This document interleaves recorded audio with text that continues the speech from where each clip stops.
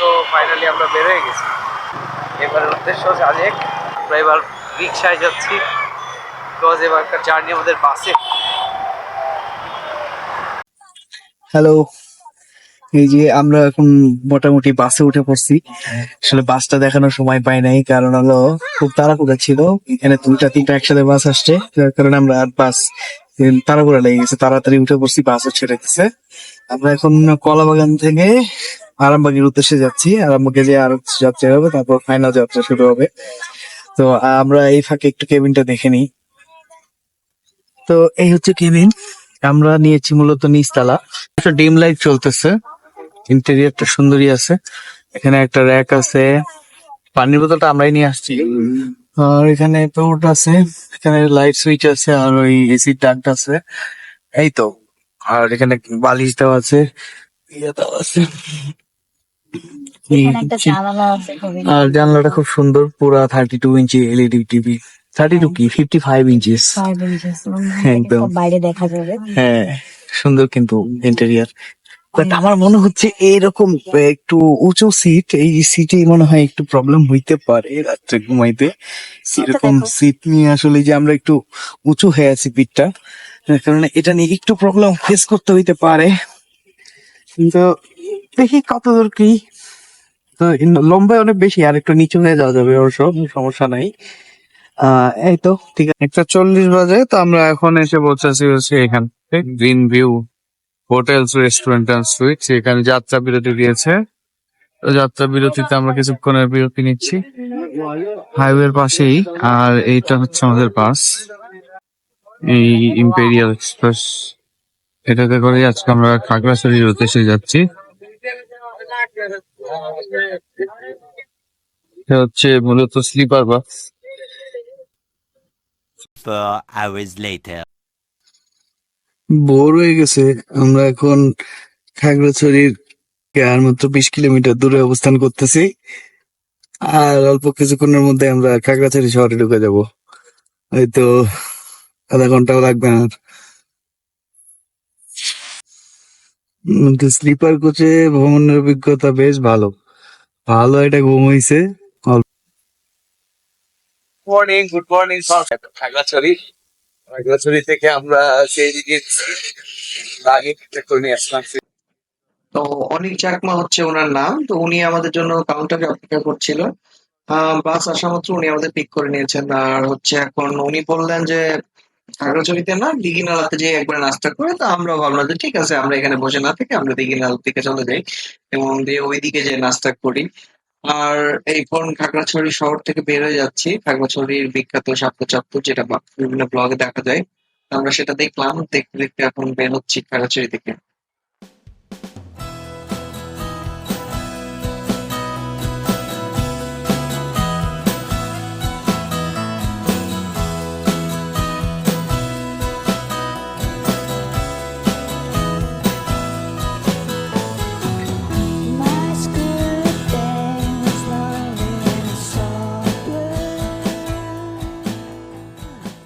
পৌঁছে গেলাম দীঘিনালা বাজার। তো এখানে আমরা এই সামনের এই হোটেলটাতে আমরা এখন নাস্তা করেছি। তো নাস্তা বেশি কিছু না, হালকা পাতলা নাস্তা করেছি। তো নাস্তা করে এখন আমরা আবার রওনা হব দীঘিনালা থেকে, এখন বাঘাইহাট আর্মি ক্যাম্পের উদ্দেশ্যে। 1 hour later. আমরা এখন বাঘাইঘাট আর্মি ক্যাম্পের এখানে মধ্যে এখন চেকিং চলছে এবং 10:30টার সময় এই একসাথে স্কোয়াড ছাত্র অনেকগুলা।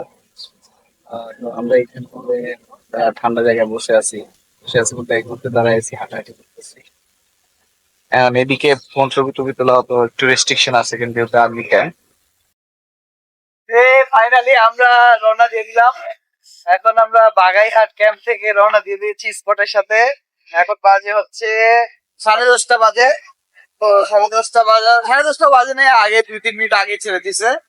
এখন আমরা সরাসরি সাজেকের উদ্দেশ্যে রওনা দিয়ে পেয়েছি। এখন আর মোটামুটি 40 কিলোর মতো আছে, না 40 কিলো মনে নাই, আর কম আছে, 35 কিলোর মতো আছে। তো আগে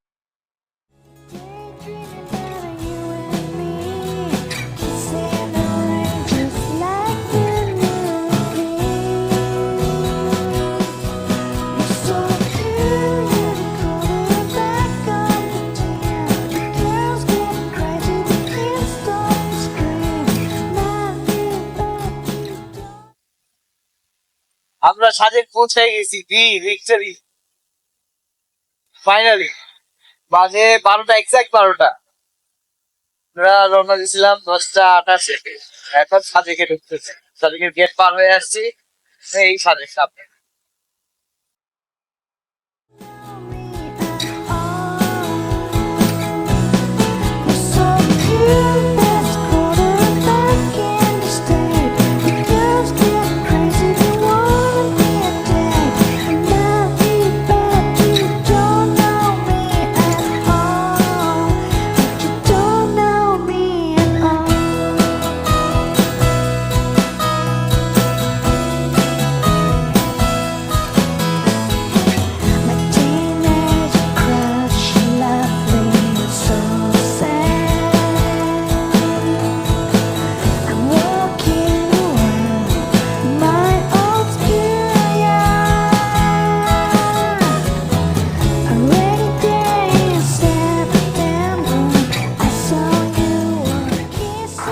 ওই যে মেঘপল্লী নিচে চলে এসেছি মেঘপল্লীতে।